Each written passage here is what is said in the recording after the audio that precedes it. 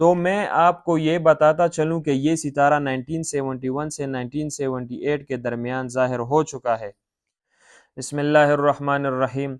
اللہم صلی علی محمد النبی الامی وعلی آلہ وسلم تسلیما کثیرا۔ السلام علیکم ورحمۃ اللہ وبرکاتہ۔ آج میں آپ کو امام مہدی کے ظہور سے پہلے جو نشانیاں حدیثوں میں بتائی گئی ہیں وہ آپ کو بتاؤں گا کہ جب تک یہ نشانیاں ظاہر نہیں ہوں گی تب تک امام مہدی کا ظہور نہیں ہوگا۔ جب یہ نشانیاں ظاہر ہو جائیں گی اس کے بعد جو ہے امام مہدی کا ظہور بھی ہو جائے گا۔ تو ایک حدیث میں آتا ہے، حضرت کعب رضی اللہ عنہ سے روایت ہے کہ آپ نے فرمایا امام مہدی کے ظہور سے پہلے مشرق جانب سے ایک ستارہ طلوع ہوگا جس کی چمکتی دم ہوگی۔ تو میں آپ کو یہ بتاتا چلوں کہ یہ ستارہ 1971 سے 1978 کے درمیان ظاہر ہو چکا ہے۔ ایک اور حدیث ہے جس میں حضرت شارق رضی اللہ عنہ سے مروی ہے کہ آپ نے فرمایا کہ مجھ تک یہ بات پہنچی ہے کہ امام مہدی کے ظہور سے پہلے رمضان المبارک کے مہینے میں 2 مرتبہ چاند گرہن ہوگا۔ تو آپ کو میں یہ بھی بتاتا چلوں کہ یہ 2 مرتبہ چاند گرہن والا واقعہ بہت مرتبہ ہو چکا ہے۔ ایک اور حدیث میں آتا ہے، نبی پاک صلی اللہ علیہ وآلہ وسلم نے فرمایا آخری زمانے میں جب بہت فتنے ظاہر ہوں گے تو اس وقت ایک آدمی ہوگا جس کو المہدی کہا جائے گا، ان کی عطائیں خوشگوار ہوں گی۔ ایک اور حدیث میں آیا ہے، حضرت عائشہ صدیقہ رضی اللہ عنہا سے مروی ہے کہ ایک مرتبہ نیند کی حالت میں رسول اللہ صلی اللہ علیہ وآلہ وسلم کے جسم مبارک میں خلاف معمول حرکت ہوئی، تو ہم نے عرض کیا یا رسول اللہ صلی اللہ علیہ وآلہ وسلم، آج نیند میں آپ سے ایسا کام ہوا جسے آپ نے اس سے پہلے نہیں کیا۔ آپ نے فرمایا کہ عجیب بات ہے کہ کعبۃ اللہ میں پناہ گزین ایک قریشی امام مہدی سے جنگ کے ارادے سے میری امت کے کچھ لوگ آئیں گے، اور جب مقام بیدہ میں پہنچیں گے تو زمین میں دنسا دیے جائیں گے۔ ہم نے عرض کیا یا رسول اللہ صلی اللہ علیہ وآلہ وسلم،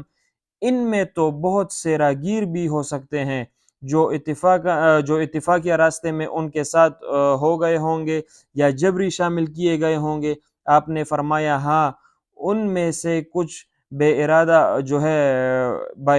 ہے جنگ کے لیے آنے والے ہوں گے، اور کچھ جو ہے مجبور ہوں گے، اور کچھ راہگیر ہوں گے۔ یہ سب اکٹھے جو ہے زمین میں دنسا دیے جائیں گے، لیکن قیامت میں ان کا حشر ان کی نیتوں کے لحاظ سے ہوگا۔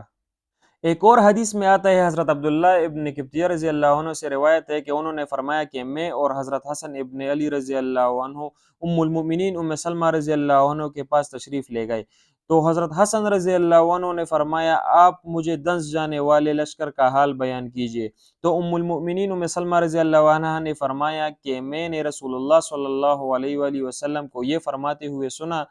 کہ سفیانی کا خروج شام میں ہوگا، پھر وہ کوفہ کی جانب روانہ ہوں گے تو مدینہ منورہ کی جانب ایک لشکر روانہ کرے گا، چنانچہ وہ لوگ وہاں لڑائی کریں گے جب تک اللہ چاہے، حتیٰ کہ ماں کے پیٹ میں موجود بچے کو بھی قتل کر دیں گے۔ اور حضرت فاطمہ رضی اللہ عنہ کی اولاد میں سے یا حضرت علی رضی اللہ عنہ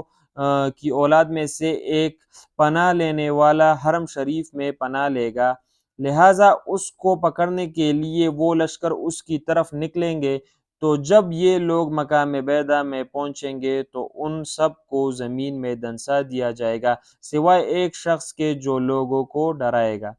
ایک اور حدیث میں آتا ہے، حضرت مجاہد رضی اللہ عنہ سے روایت ہے کہ رسول اللہ صلی اللہ علیہ وآلہ وسلم نے ارشاد فرمایا ایک پناہ لینے والا مکہ میں پناہ لے گا، پھر اسے قتل کر دیا جائے گا، پھر لوگ کچھ دیر انتظار کریں گے، پھر دوسرا پناہ لینے والا پناہ لے گا، اگر تم اس کا زمانہ پاؤ تو اس سے مت لڑنا، اس کا مخالف لشکر زمین میں دنسا دیا جائے گا۔ تو ان حدیثوں میں جو نشانیاں بتائی گئی ہیں وہ امام مہدی کے ظہور سے پہلے ہوں گی۔ جب یہ نشانیاں ظاہر ہو جائیں گی تو امام مہدی کا ظہور بھی ہو جائے گا۔ اور جس طرح میں نے آپ کو بتائی یہ 2 حدیثوں میں ستاروں والا واقعہ اور چاند گرہن والا واقعہ یہ تو ظاہر ہو بھی چکا ہے۔ ابھی اللہ کو علم ہے کہ امام مہدی کا ظہور کب ہوگا۔ ہم اللہ سے دعا کر سکتے ہیں کہ اللہ جو ہے فلسطین والوں کی مدد کرے، اللہ ان کو جو ہے اپنے حفظ و امان میں رکھے، اللہ سب مسلمانوں کو اپنے حفظ و امان میں رکھے، اور اللہ سے خوب دعائیں کریں، رو کر دعائیں کریں کہ اللہ جو ہے سب کا مددگار ہو۔